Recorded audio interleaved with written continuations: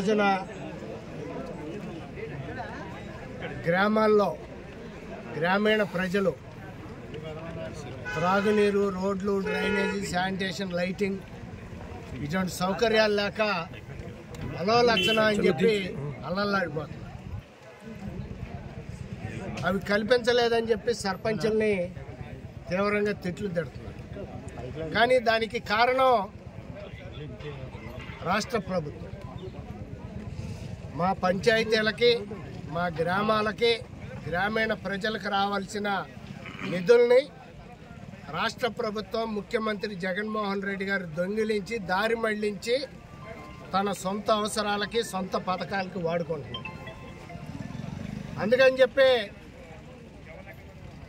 మా నిధులు 8,629 కోట్ల రూపాయలు కేంద్ర ప్రభుత్వం ఢిల్లీ నుంచి ప్రధానమంత్రి మోడీ గారు మా గ్రామాలు అభివృద్ధి చేసుకోమని ఆంధ్రప్రదేశ్ రాష్ట్రానికి పంపిస్తే అవి జగన్మోహన్ రెడ్డి గారు 8,629 కోట్ల రూపాయలు దొంగిలించి వేశారు. అలాగే వాలంటీర్లని సచివాలయాలు పెట్టి సర్పంచులకి, గ్రామ పంచాయతీలకి సమాంతరంగా పోటీ వ్యవస్థల్ని నడపడం జరుగుతుంది. అలాగే వాలంటీర్లకు 5,000 గౌరవ వేతనం అయితే సర్పంచులకు కేవలం 3,000 రూపాయలే గౌరవ వేతనం. ఇలా అనేక సమస్యలు, 16 డిమాండ్లు మేము రాష్ట్ర ప్రభుత్వం మీద ముందు పెట్టి గత 4 సంవత్సరాలుగా 3 సంవత్సరాలుగా పెద్ద ఎత్తున గ్రామ స్థాయి నుంచి ఢిల్లీ స్థాయి వరకు ఉద్యమాలు నడిపాం. ఇక మా సహనం చచ్చిపోయింది, మాకు ఓపిక కూడా నశించిపోయింది. రాష్ట్ర ప్రభుత్వం స్పందించట్లేదు. ముఖ్యమంత్రి జగన్మోహన్ రెడ్డి గారు మరి ఆయన పూర్తిగా చెవిటి వాళ్ళలాగా తనకేం వినపడినట్టు కనపడినట్టు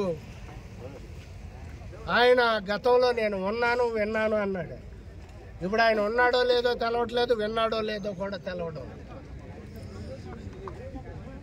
అందుకనే మా 16 డిమాండ్లు తక్షణమే పరిష్కరించాలని చెప్పి రాష్ట్ర వ్యాప్తంగా కూడా జిల్లా కలెక్టరేట్ల ముందు ధర్నాలకి మా సర్పంచుల సంఘం, పంచాయతీరాజ్ ఛాంబర్లు పిలుపునివ్వటం జరిగింది.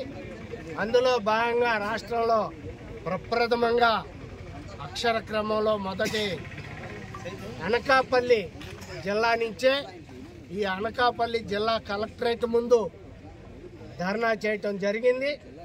ఈ సందర్భంగా మరి రాష్ట్రంలో డిఫాక్టో ముఖ్యమంత్రి, లేకపోతే ఉత్తరాంధ్రకు మాత్రమే డూప్లికేట్ ముఖ్యమంత్రి, డిఫాక్టో ముఖ్యమంత్రి ఉత్తరాంధ్రకి వైవి సుబ్బారెడ్డి గారిని, అలాగే మంత్రి గారు గంట వహించిన అమర్నాథ్ రెడ్డి గారిని, వీళ్ళిద్దరూ కూడా ఈ రోజున మరి మేము కలెక్టరేట్ ముందు ధర్నా చేస్తుంటే, ఆందోళన చేస్తుంటే వచ్చి మా డిమాండ్ల మీద మెమరాండం తీసుకొని మా సమస్యలను వినటం జరిగింది.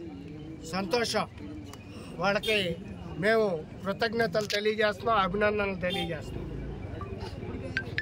మేము కోరిన